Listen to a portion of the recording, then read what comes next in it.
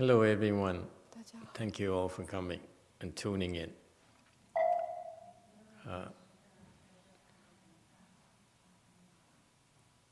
The past 6 days of our first week of Chan Qi, we have been able to listen to the instructions or the teachings of some Chan masters.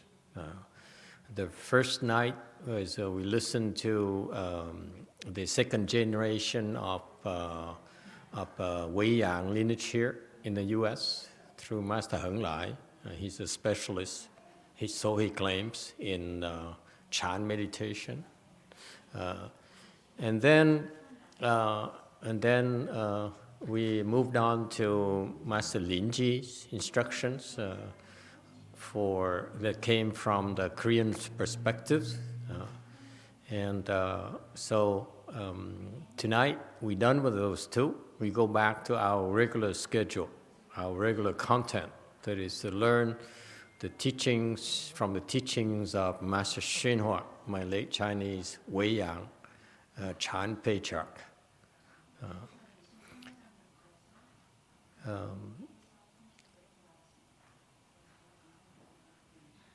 It is important. Tonight, my first point is that I'd like to remind you that Chan meditation, the practice of Chan meditation, that we learn from a Chinese. American Chan originated from a Chinese, and the quintessential Chinese Chan meditation is to seek a good knowing advisor. Okay? Just like you don't want to reinvent the wheel. If you want to make a wheel, you want to be a great chef, you want to be a great actor, your best bet is to learn from the masters at their trades. Okay? And that's the fastest and it's the most efficient way for you to learn. Similarly in Chan, in Chinese Chan, we American Chan adopted the same spirit. Okay, that is, if you want to practice Chan, we need to seek the instructions from a good knowing advisor. I don't see that ingrained in most cultivators nowadays anymore. It's because now Western education is predicated upon you shining and trying to outshine your professors, your teachers. And it doesn't quite work as a worldly approach. For transcendental studies or spiritual practices, you cannot, especially in Chan, you cannot possibly figure out by yourself, okay, without the guidance of a good knowing advisor. And therefore, the safest, the fastest way is for you to practice is to look for a wise teacher. Chinese call it good knowing advisor. Okay, and that's why I've been teaching you all that very point, and I emphasize that very point the last 15 years of teaching Chan meditation. You want to learn Chan meditation, you have to look for a good knowing advisor. Okay, that's the key to practicing Chan. That's what I learned from on my own, by the way. Because I joined my late Chinese master's organization when he was on his way out. He only admitted me to entrap me so that I couldn't, being someone who refuses to lose, okay, I would keep on fighting until my last breath rather than lose, okay. And so he allowed me to become a monk, but he left me on my own devices to figure out how to practice. Okay, so what did I do? I read a lot of Chinese teachings, Chinese Chan teachers, and any meditation teachers I could put my hands on. And 25 years ago, there weren't a lot of materials, especially for someone who has no money, no temple, no resources.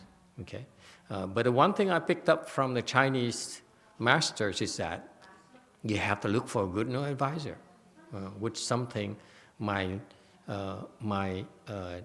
Chinese teacher didn't quite stress for me, because I became a monk in order to learn from him, and he died on me immediately. So I followed that train of thought. I said, if I cannot find, if you cannot teach me, then I have to look for the next good and knowing advisor in order to learn Chan. I knew that immediately. Okay, and so I look and look and look, and among them are his disciples, the so-called descendants of the Weiyang lineage. Okay, unfortunately for me, I was not impressed with their understanding of Master Shenhua's Chan. That's why I had to keep on looking and looking and looking. So that's what I'm sharing with you. Okay? I keep on stressing to you. When I first started teaching, I'm teaching this temporarily, Chan only temporarily, so that until you find a real and a true good advisor to guide you. I'm only temporary. And if you find someone else better, by all means, go for it. I'm not a good advisor. I'm simply a temporary placeholder. Okay, but so this practice of Chan transcends me, transcends your teacher. If you want to practice Chan, you keep on looking for a good advisor, which I don't see in most of the monks and nuns I met, including my master's disciples. They are no longer looking for good advisor. And that's why they're not practicing the best Chan possible. So I want you to change that. Your generation, third generation, if I can have any influence at all on you, it's about, for third generation Weiyang Chan, okay, American Chan I call it, you should be looking for a good advisor. Okay, that's all. Okay, it's not that easy, even if you don't know who they are. Even if you find a good one, they don't necessarily deem you worthy to be taught. Okay, so here we are. That's my case. I was looking for a good advisor, but I was not worthy to be taught, if you will. So what's the next best thing? Then you look for the patriarch's teachings. So luckily for us, we have a lot of Chinese patriarchs who are Chan patriarchs, who are recognized as patriarchs. So that's why it's much better your time is much better spent by researching and studying those patriarchs than listening to me, okay? If you can. So the past Chanchis, we've been listening more and more to Master Shenhua's training in Chan. So that's what we are. So tonight we start again from the last Chanchi, where we listened to his 100-day Chan tapes that were given to me a long time ago by a very kind bhikshuni, his disciple of his. Okay, so we were last Chanchi. We started on talking about the story, learning about Chan Master LingYou, which is Wei Shan Master the founder of our YongHua lineage. Okay? I ask that you start from the beginning. So can we go locate where the beginning of Weishan, the story Weishan, please?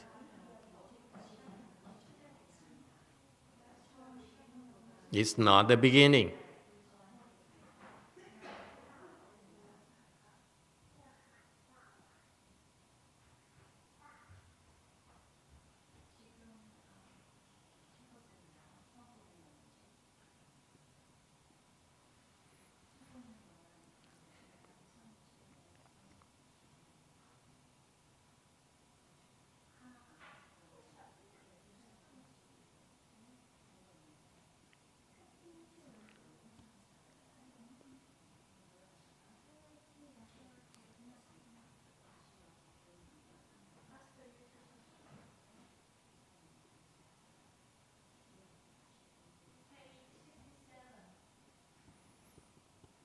It is very important because it's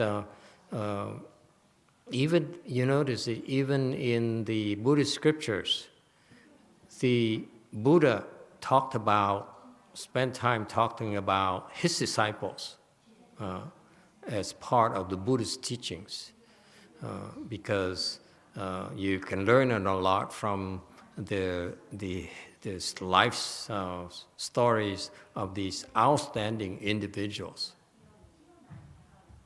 Okay? Okay, we start at 67. Locate the tape, please.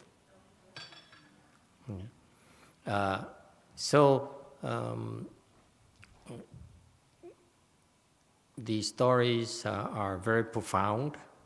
They carry a lot of lessons that we can learn, and we can find out how these great masters became great themselves. And so that's why they're useful. Until we can all find a real Weiyang patriarch, we can go back to all these great Chinese Chan patriarchs and learn from them. Just like we learned from the past few nights from Master LingYou in his teaching. Okay, he sets the standards of what a left-home person is supposed to do, and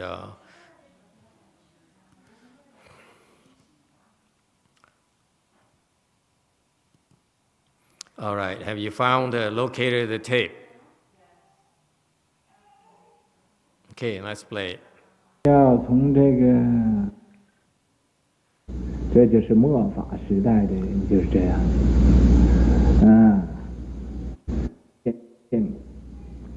多恩艰苦以后，就是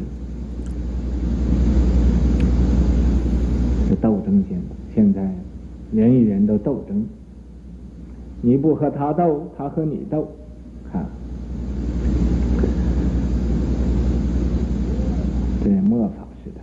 末法时代能有我们这么多的人来学习正法，学着参参打坐，不怕一切的辛苦，用功修行，这是也是不可思议的境界。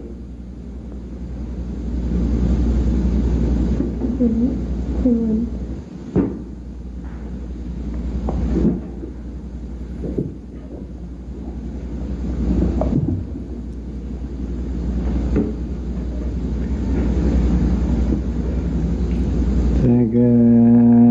不可思议的境界是要从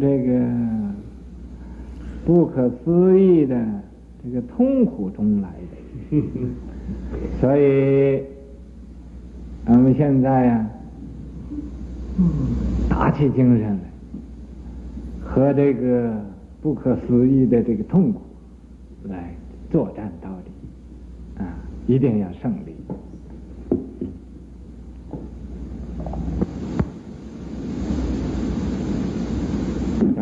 讲第37组，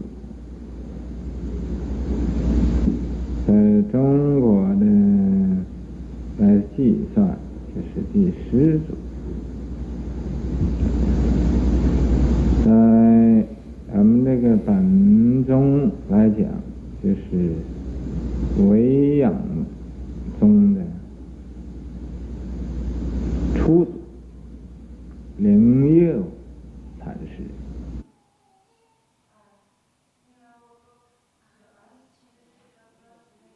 Of the YongHua lineage, Chan Master LingYou.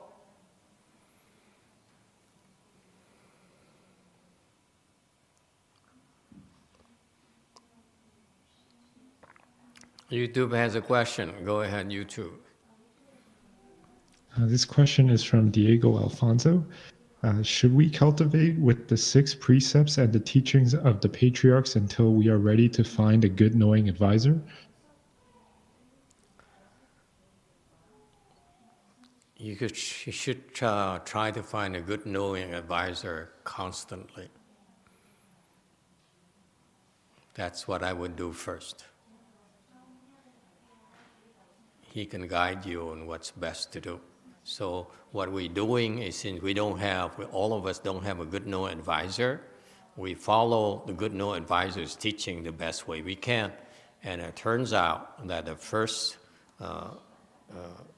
Weiyang patriarch we know of, that we're close to in our era, is Master YongHua. That's why we're studying him until we can find someone who is willing to teach us. So yes, yes and no. Yes, you should practice the 6 principles. No, you should not wait. But since we were looking for a good knowing advisor, we should follow the teachings of the great masters. How's that? Because it turns out, as I get older, I have less and less time to waste on the non-great masters, if you will. Okay? Yeah.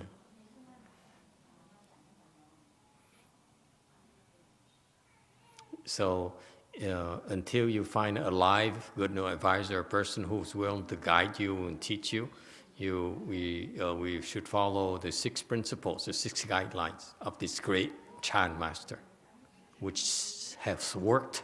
That process has worked for a lot of people I know.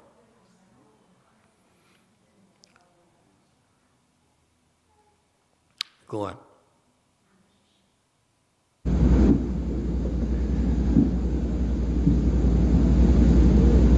这个LingYou禅师，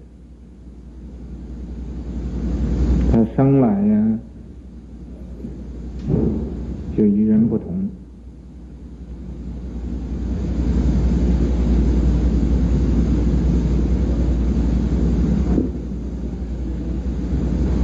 怎么样子呢？ Chan Master LingYou, he was born different from the others. How so?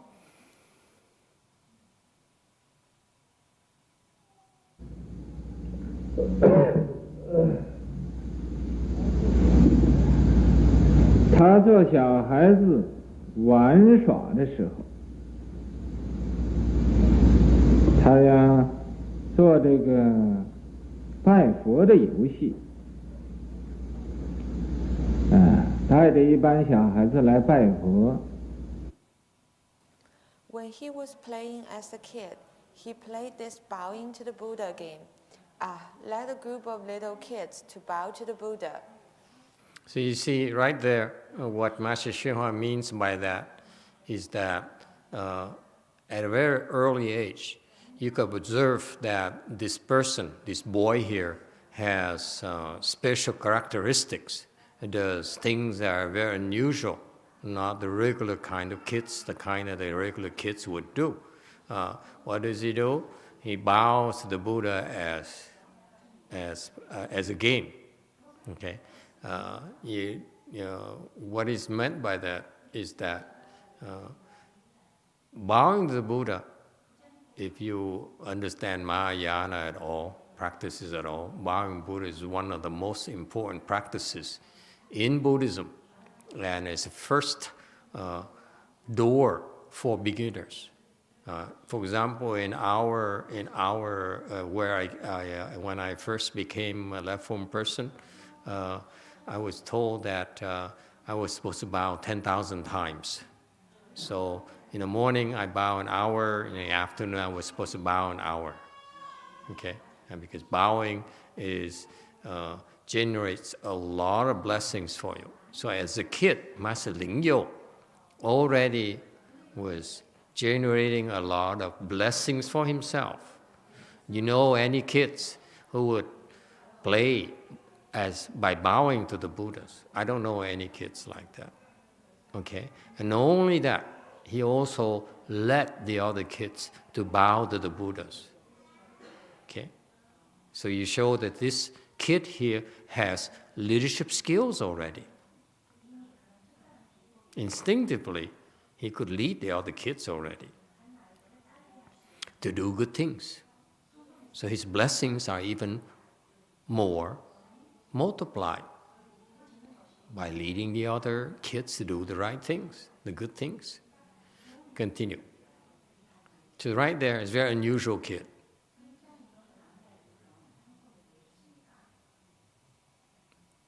念经，学着出家人念经这个样子。 Recite the sutras like a left home person. And that shows there, not just him, but a lot of kids recite sutras, mantras, and so forth. That's an indication that they practiced Buddhism before. That's the only way possible. If the first time you practice Buddhism, you would not like to recite sutras, you would not like to bow to the Buddhas. I hated bowing. Personally, I refused to bow. They had to force me. And so they forced me, so I would bow when the management monk was there, and when he leaves, I would bow and bow and sleep for the whole time. So, no blessings.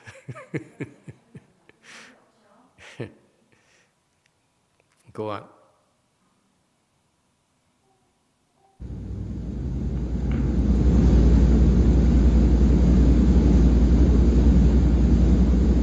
So, 一般人称他，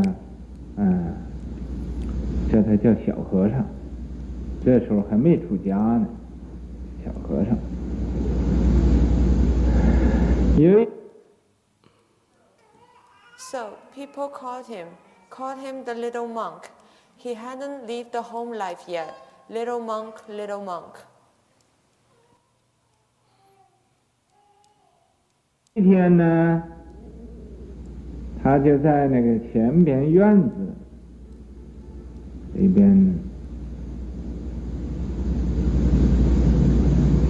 玩耍。One day, he was playing in the front yard.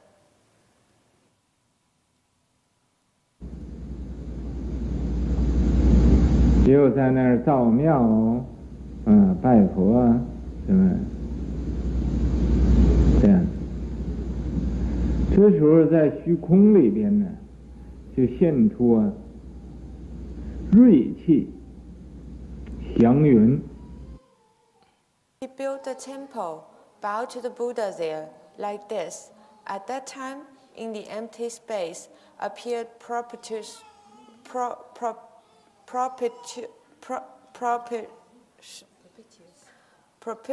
tea and auspicious clouds. So he built a temple right there.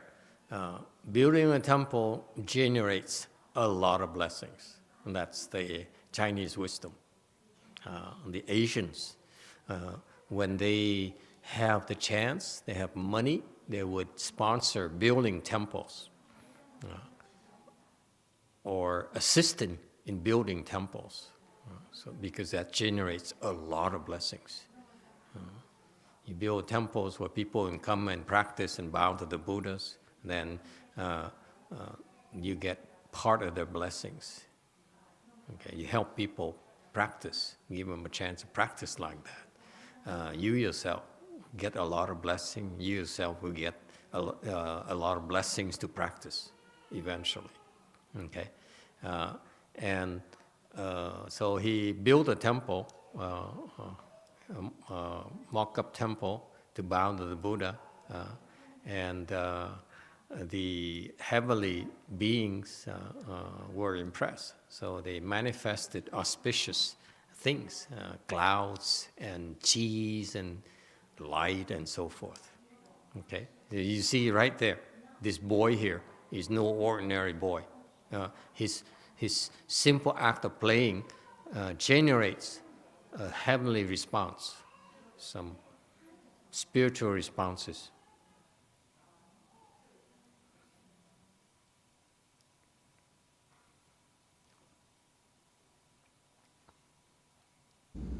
"祥云瑞气就在他这个上边这徘徊缭绕，就在这总不去，在这转来转去，都是在。These auspicious clouds and propitious chi were just above him, hanging around and circulating, just there, won't leave. 在他这儿啊，这个祥云瑞气呀，不到其他的地方去。又听着这个 There, circling back and forth where he was, this auspicious cloud and propitious chi won't go to any other place. 祥云瑞气里边呢，就好像天耀明空似的，奏这个天上的音耀。Also, heard inside the auspicious cloud and propitious chi was like heavenly music in the sky, playing this heavenly music.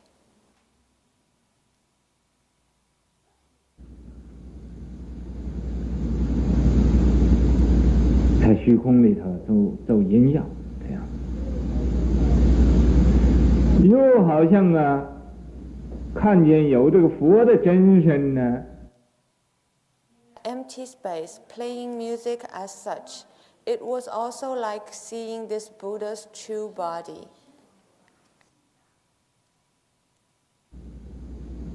在这个祥云瑞气里边呢，来忽隐忽显的这样。Inside this auspicious cloud and propitious chi, suddenly hidden, suddenly appearing.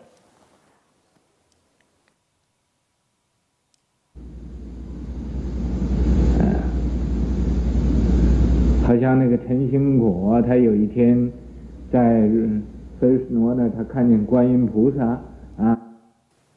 Like that guy, Chen Xingguo, he saw 观音菩萨在 Fresno, 他看见观音菩萨。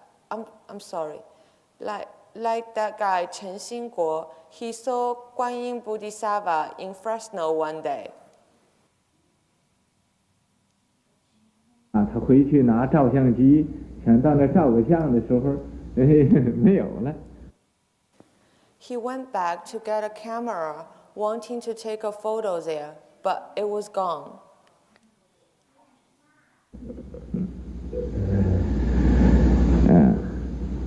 就是这个陆校长他那个儿子，他也根基也不错的。He is this Principal Lu's son. His lute is also pretty good.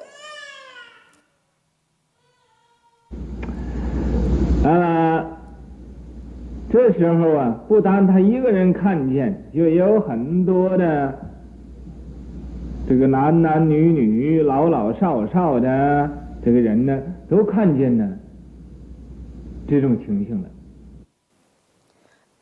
At that time, not only he saw it, many other men, women, old and young people also saw this phenomenon.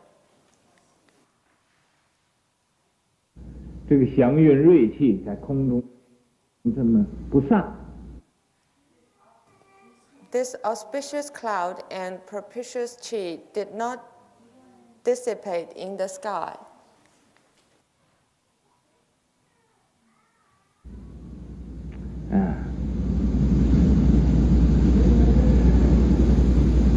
正在这个时候呢，也不知道从什么地方就来这么一个老人。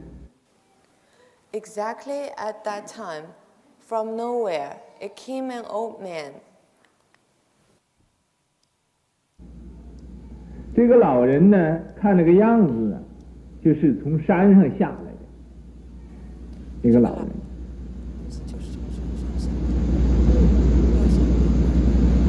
又像云南人的样子。 Old man who came down from the mountain also looked like he's from Yunnan.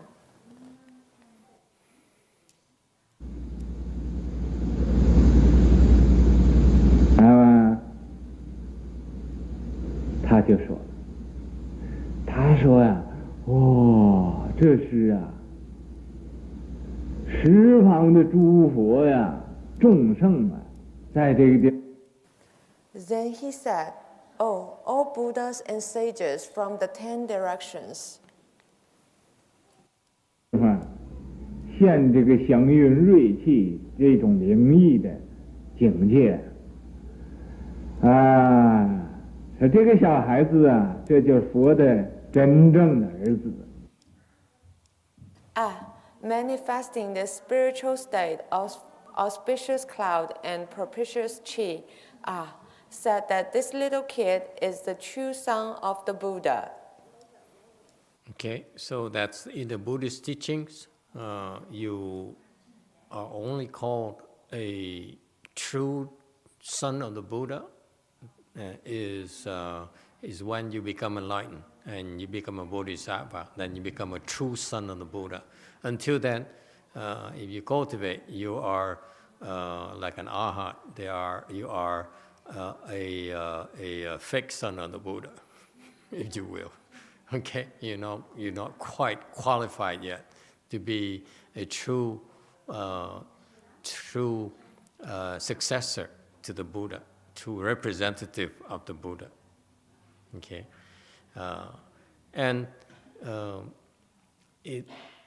please don't take this lightly. That we're able to hear these fantastic stories, and it's not probably easily acceptable for most people who hear it. They think it's a cult or some sort of superstitious things, but it's only because they don't have enough blessings to hear these great stories, great and true stories.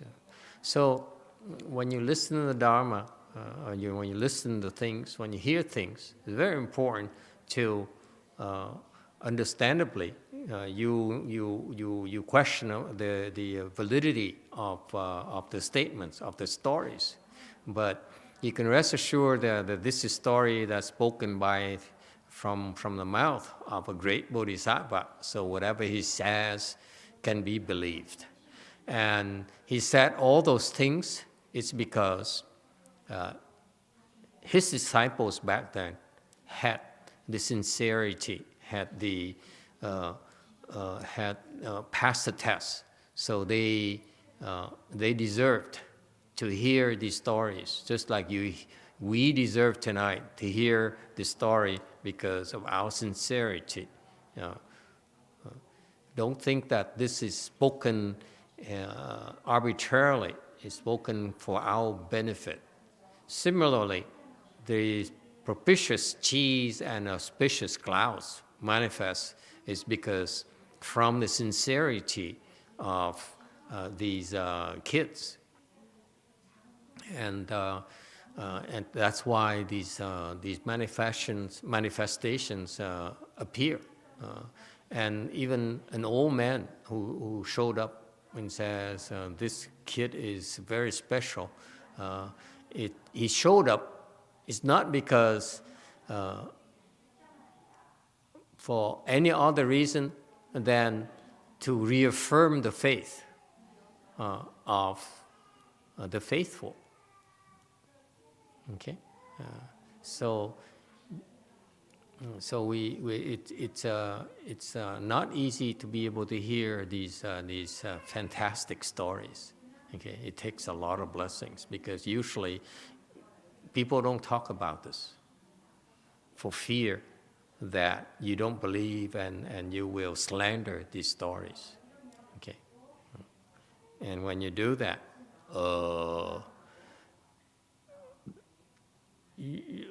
I wouldn't want to be in your place.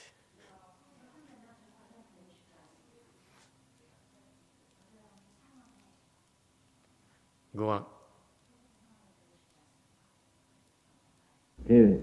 这个小孩子就说LingYou禅师啊，将来呀，他一定会令佛教大放光明的。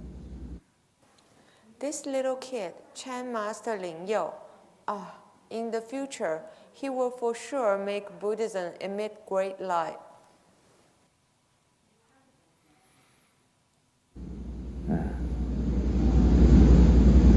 说完了这话，他父亲母亲也都听见了，也认为是很奇怪的。He finished saying these words. His parents all heard, also thought it was very strange. You see, part of these great individuals, these great bodhisattvas, which Master LingYou is one of them, or even better.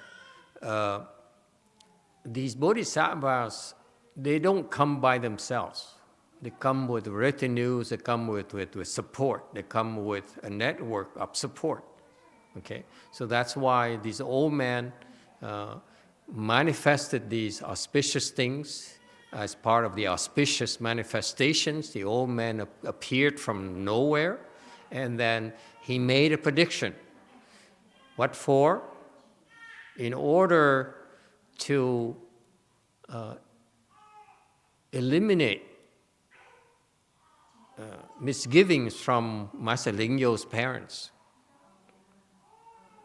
Okay, all these fantastical things manifest in front of them, in front of these people, especially the parents. And that's why the old man came out and explained to the parents, basically told the parents that your kid is no ordinary kid. Okay, he's going to do great things. So, meaning that don't do anything stupid to stop him from doing that. So that's support right there. The great bodhisattvas always have support. Their support will come at the proper time, at the proper places.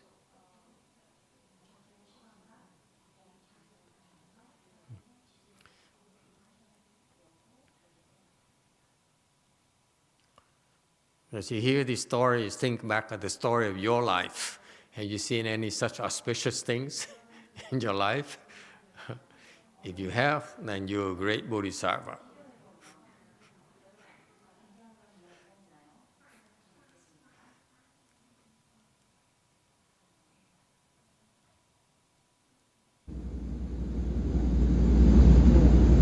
咱们这个老人呢，说完了就这么弹了四下手指。Then this old man finished saying, flicked his fingers 4 times, just like this.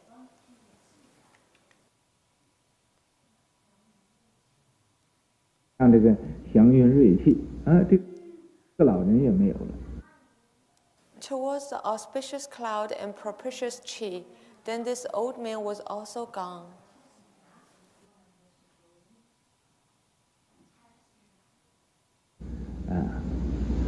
结果这些个人呢，就都认为这个是小和尚，不单是小和尚，而且将来一定是个大和尚了。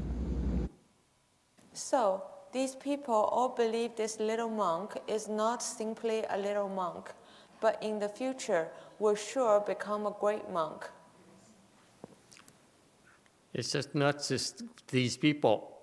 It's I believe this manifestation was designed to convince the parents, to bring the parents on our camps and not to obstruct the development of this young boy. That's the main thing. The other people are not that important. Go on.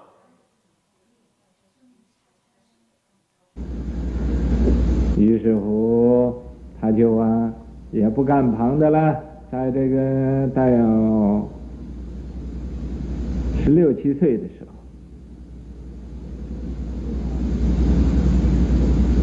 就到那个福州，就是他那个本地方。Thus, he didn't do other things. When he was about 16, 17 years old, he went to Fuzhou, which was his hometown. 这个灵佑禅师呢，是福建的，长溪的，他姓赵，徐家姓赵。This Chan master LingYou was from Fujian province, Changxi, suburb of Fuzhou. His surname before leaving the home was Zhao.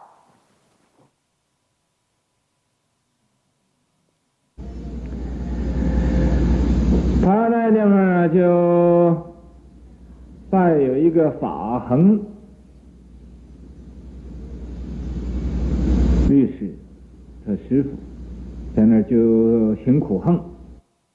At that place, he bowed to that precept master Fa Heng as master and practiced asceticism there. Okay, so you will notice that I noticed that a lot of these great monks, they started out by learning the precepts, learning about the Vinaya. Okay,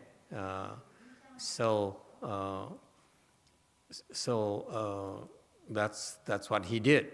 And then as part of his practice, he didn't learn Chan in particular. It's interesting that no one taught him Chan because Chan, remember back then there's no really Chan school. So no one knew how to practice Chan. Okay, so what did he do? He practiced asceticism.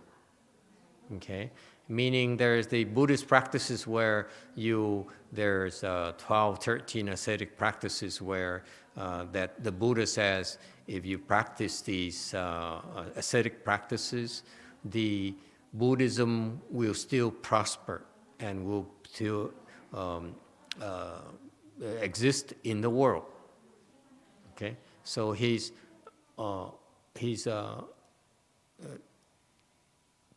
building his foundation, if you will, of the knowledge of the Vinaya, which is the foundation of Buddhist training. Buddhist practices are based on the Vinaya. Okay, if you don't know Vinaya, then you're practicing in the blind.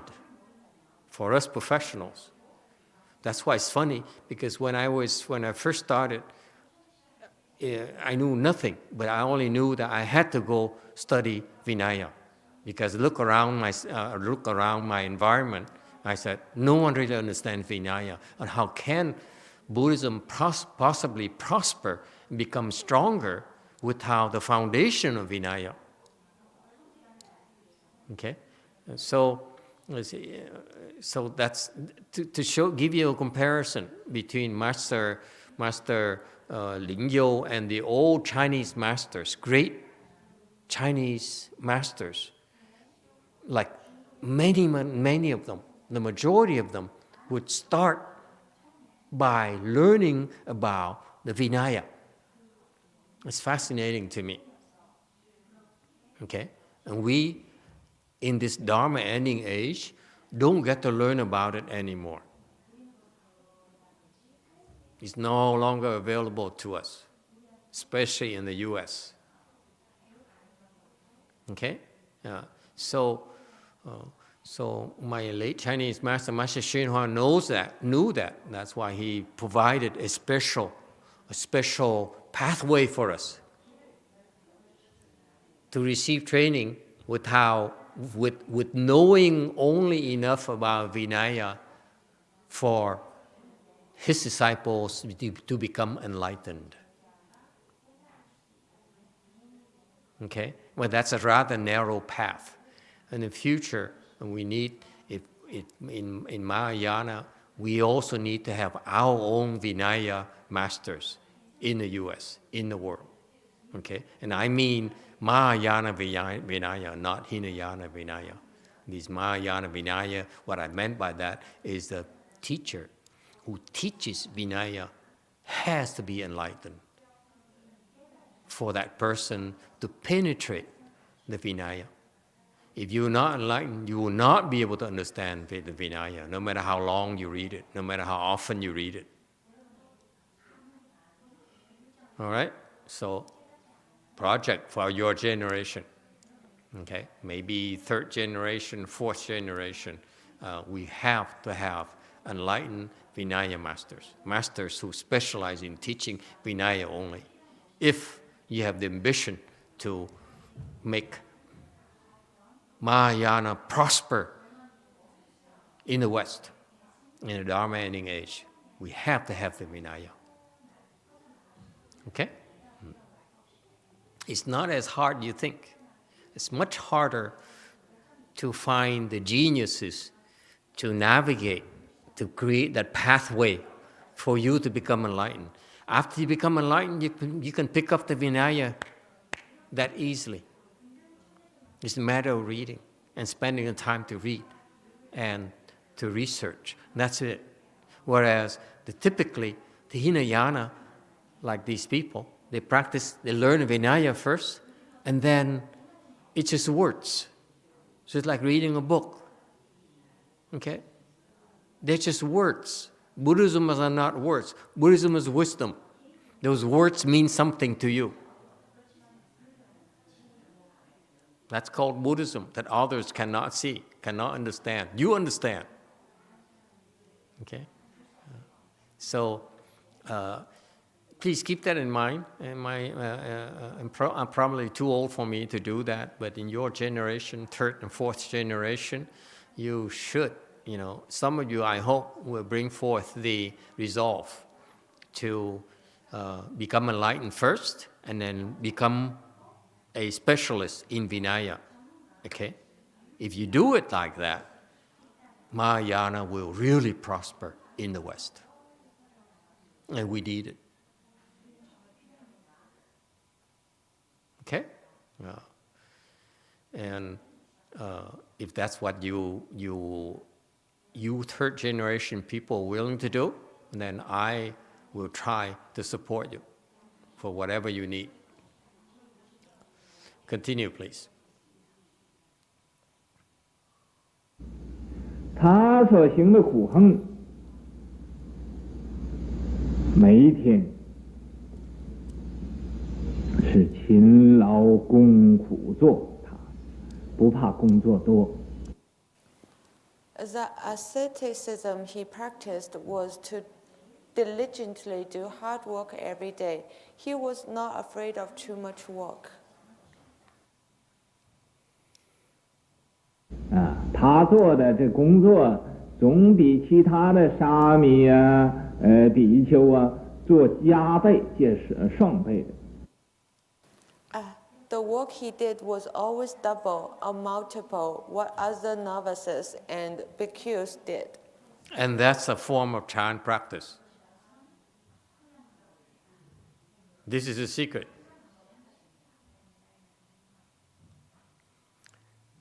You lay people, we cannot do it to you. But for this young novice here, he was told to work. And what did he do? He chose to work more than he was asked. He volunteered to do more work than the other people who were just too happy to give them to him, to yield to him, to do more work for them or for the temple. And that's what I learned when I first started. I thought I would shave my head so that I could meditate more often. But after I shaved my head, to my dismay, They expected me to work only. They wouldn't allow me to meditate.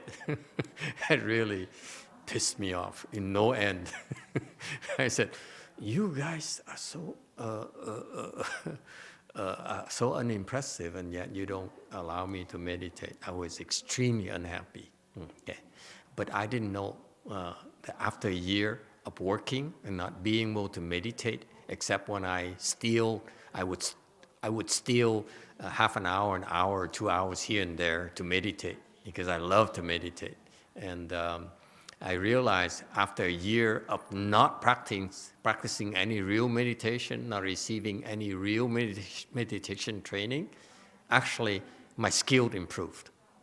Okay, because working to exhaustion. Don't just work. You have to work more than you can handle. It reduces false thinking. And that's Chan training. Chan training fundamentally is, you have 84,000 ways to train you to reduce thinking. So working hard as a novice, like the way he did, is actually Chan training. It's Chan foundation. Isn't that cool?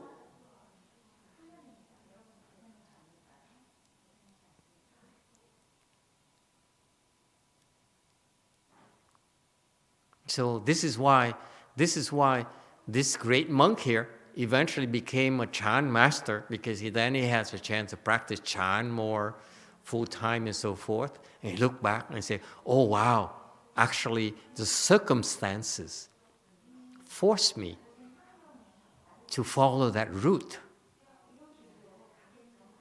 to help me build a foundation. And that's why, that's part of that Wei-Yang training, by the way, that you work. Okay, low level you work, high level you work. High level, maybe we teach you how to work better. Okay, continue, please.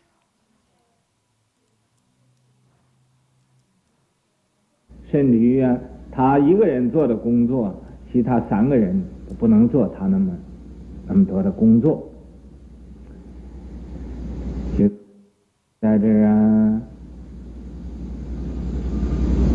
辛苦很。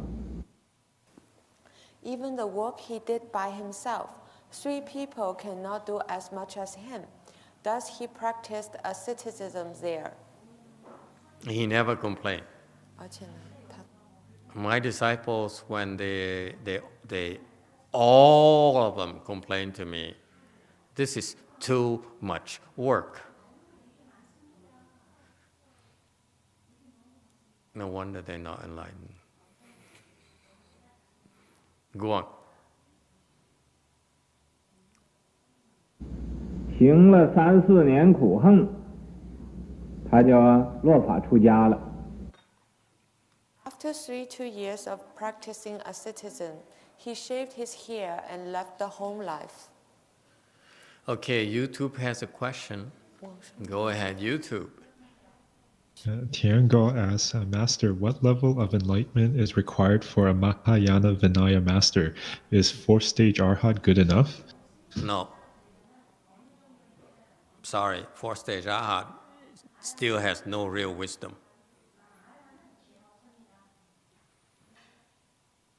Next.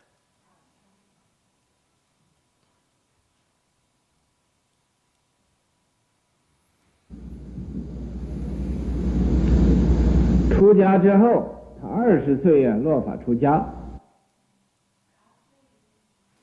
After leaving the home life, he shaved his hair and left the home life when he was 20.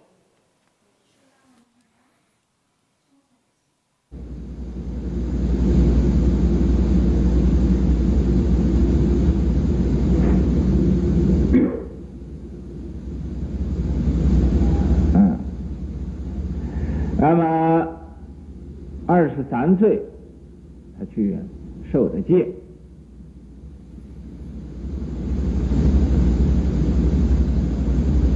戒律。Then at the age of 23, he went to receive precepts. He received the precepts. And that's a common thing between Master LingYou and Master YongHua. They spend years as novices. Okay, the difference is that Master YongHua didn't have any real training in precepts. He's more like doing mantras and meditations.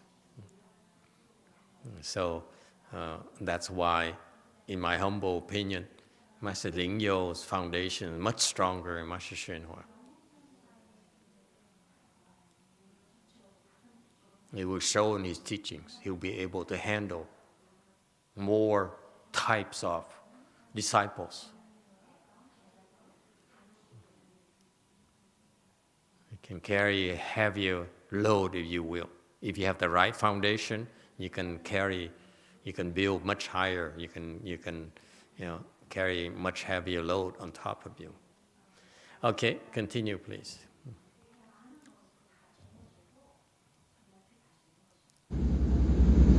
受戒之后，在那时候杭州有一个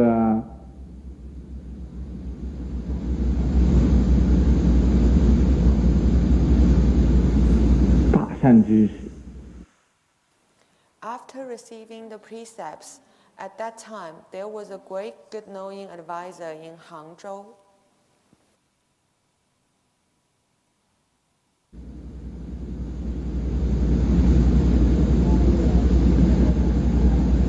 他就跟着这一个大善知识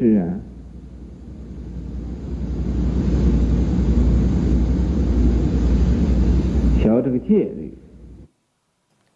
Then he followed this great good-knowing advisor to study these precepts.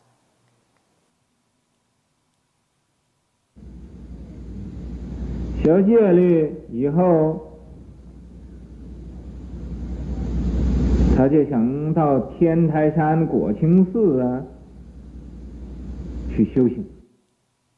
After studying the precepts, he then thought about going to Mount Tiantai, Guoqing, National Purity Temple to cultivate. Okay, so you see, he heard of a great good known advisor. Okay, when the Chinese say that, you have to understand that back then, you are not called a great good known advisor unless you are enlightened, and not just simply enlightened, but you also your enlightenment level is not low. That's why you called a great good known advisor. If your enlightenment at a low level, then you're called a good known advisor. You don't get called a great known advisor unless your level is high enough. So you see, the difference between a low-level good known advisor and great known advisor is that the difference in depth. So he learned the foundation, the Buddhist foundation, Vinaya, from at great depth from a great knowing advisor. That's a huge difference. Okay?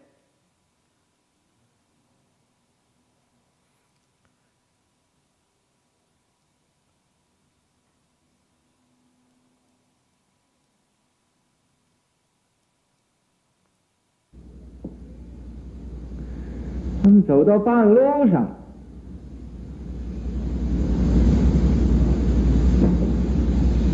就遇到这个寒山了，寒山大师。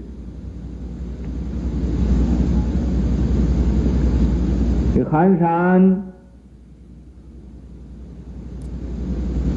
那个样子，疯疯癫癫的样子，就对他讲了。Then halfway to Guoqing Temple, he met Han Shan, the great master Han Shan. Han Shan has this crazy look. He told him,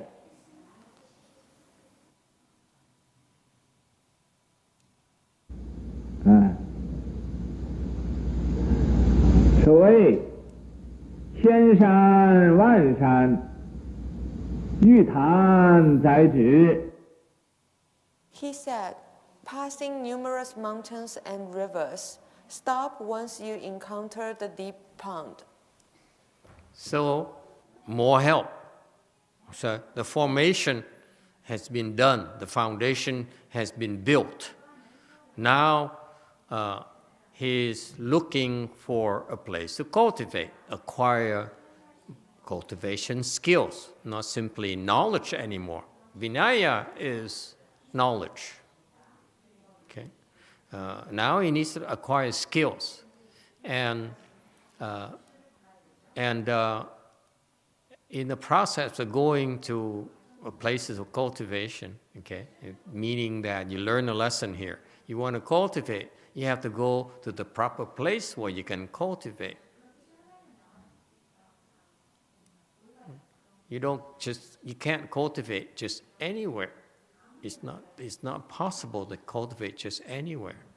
So he went to known places where they're successful stories of people who cultivated, like Wu Taishan and so forth. And in the process, guess what? He met Hang Shan, who is a Chan master, enlightened Chan master, and more help. He says, he gave him a clue. He says, keep going. And these are the things that will guide you in your search. You see? Assistance at the right time.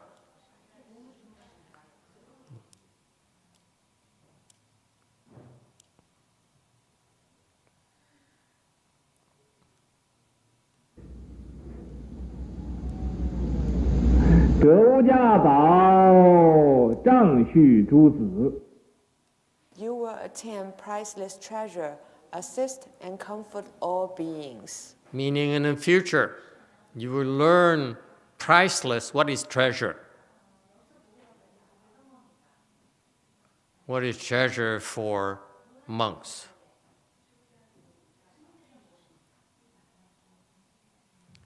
Treasures for monks are red cars, in my humble opinion. No? You disagree? Then what is, in your opinion, is a treasure for a monk?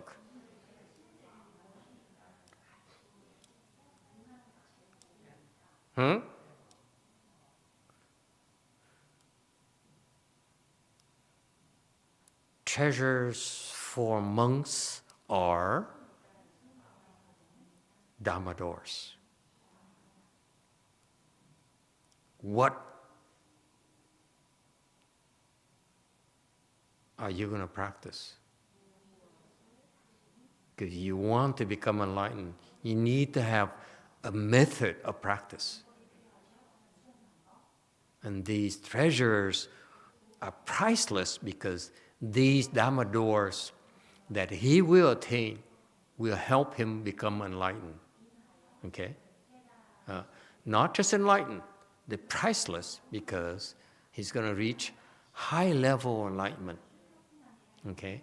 And because of the high level enlightenment, he'll be able to assist and comfort all beings. So, Han Shan, great master Han Shan, Chan master Han Shan, encouraged him, because it's hard for a young man to walk long distances without money, without financial support, without any comfort, and it's, I'm sure they didn't have Ferragamo shoes to walk on or Nike sneakers where it's comfortable to walk on. Like my master's disciples, when they did the 3 steps, 1 bow, they have sneakers. Well, back then they go barefooted or straw shoes or something. They don't have, comfortable sneakers. And so it's hard. You walk and the feet hurt. The feet bleed.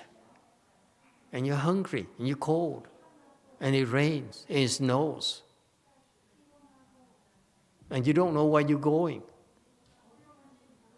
So he kept going, and he just knew the general direction, and it was so hard that Han Shan had to come out and say, hey, keep it up, okay? Because you see this, you recognize the next scenery, and the next one, and then you eventually, don't worry, okay? You get to a good place. That's comforting. That is to reassure him that he's on the right path. Isn't that wonderful? You see, this young monk here, the only thing he wanted was to cultivate. Okay? And the circumstances push him to what he eventually will attain. And when you see this story, you see that rest assured that all you have to do is to cultivate. Okay? If you're really sincere in your cultivation, okay?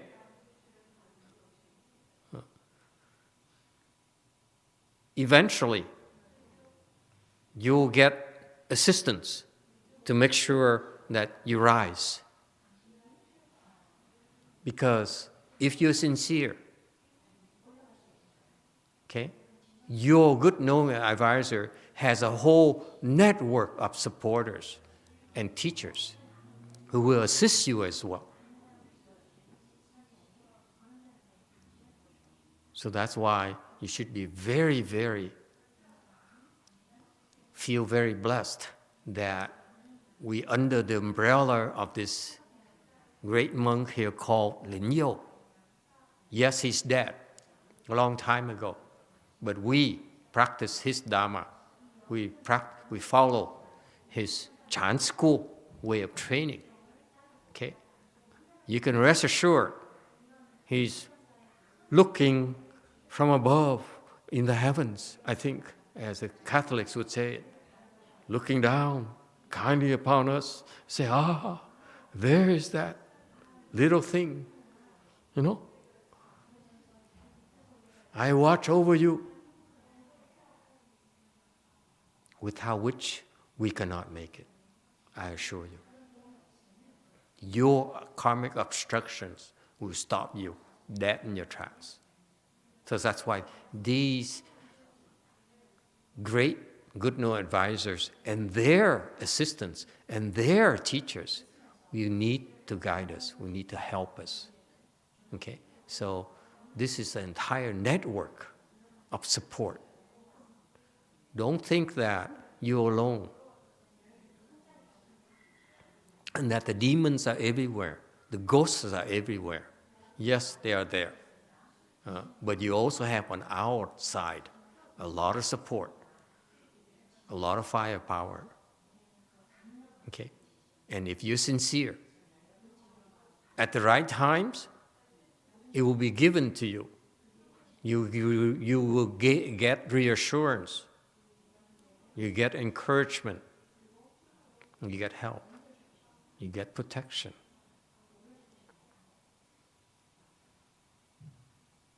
Get what you need. Okay, you're not alone. We are not alone. So, membership matters. We are the Wei-Yang.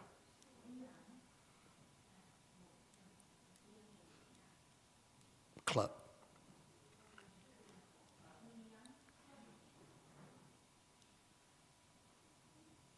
I want you to, as you go through listen to this story, you see how Master LingYou was formed.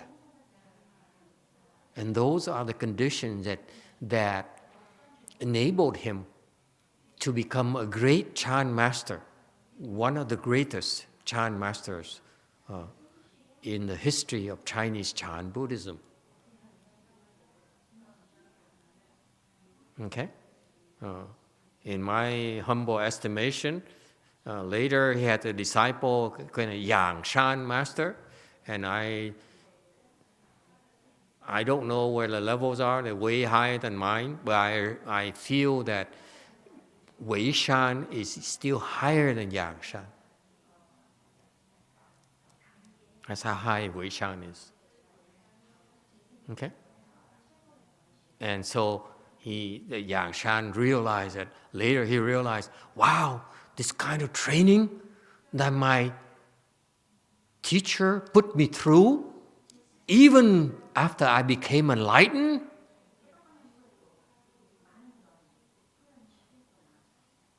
and reached very high level, okay, that's priceless treasure that I need to share for next generation.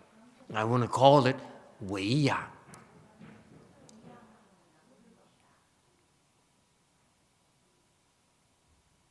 How many people who practice Chan meditation know this? Okay, YouTube has a question and we have to stop here. Tango asks, Master, which ground of Bodhisattva would a great good knowing advisor be at minimum? When you get there, you know. Okay, next time we do, is it 108? No, it's 109, okay, 110, and you attain price for treasure. Your price for treasure can be offered to all people, meaning you'll be able to train, give away these Dharma doors, these ways of training, ways of practices to everyone. Remember, the key word here, I'm sorry, we didn't have the sound yet, but the key word is that will be shuge, bu shuge, meaning you can give them away. And that's why we don't charge you. We give them away for free. You see, this is very YongHua.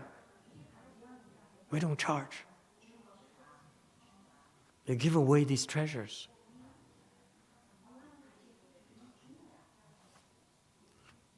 Okay, stop here tonight. Thank you all.